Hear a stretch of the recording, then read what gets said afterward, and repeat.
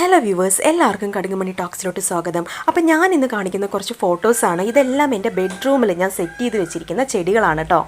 അപ്പം ഇതിനൊന്നും അധികം വെള്ളം ആവശ്യമില്ല. കാരണം ഞാൻ ഒരാഴ്ച കൂടുമ്പോഴൊക്കെ വെള്ളം ഒഴിക്കാറുള്ളൂ.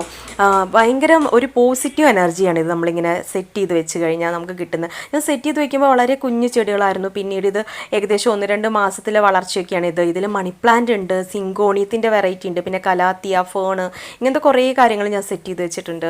അപ്പം ഇതൊക്കെ കാണുമ്പോൾ രാവിലെ ഇത് കണ്ടുകൊണ്ട് എണീക്കുമ്പോൾ ഒരു സന്തോഷമാണ്. രാത്രി കിടക്കാൻ നേരത്ത് നോക്കും. അപ്പോൾ ഇതൊക്കെ ഒരു രസമാണ്. കാരണം പുതിയ ഇലയൊക്കെ ഇതൊന്നും ഒരു പുതിയ ഇല കൊഴിഞ്ഞാലും പുതിയത് വന്നാലും ഞാൻ അറിയും കേട്ടോ. അത്രയും ഇഷ്ടപ്പെട്ട് സെറ്റ് ചെയ്ത് വെച്ചിരിക്കുന്ന കാര്യങ്ങളാണ്. അപ്പോൾ ഇതെല്ലാം നിങ്ങൾക്ക് ഒന്ന് ക്ലബ് ചെയ്ത് കാണിച്ചു തരണമെന്ന് എനിക്ക് തോന്നി. അതുകൊണ്ടാണ് ഞാൻ ഇങ്ങനെ ചെയ്തിരിക്കുന്നത്. ഇതിൽ മോസ്റ്റ്ലി കുറച്ച് മാക്സിമം ചെടികളൊക്കെ ഈ കാട്ടിലൊക്കെ വളർന്ന ചെടികളാണ്.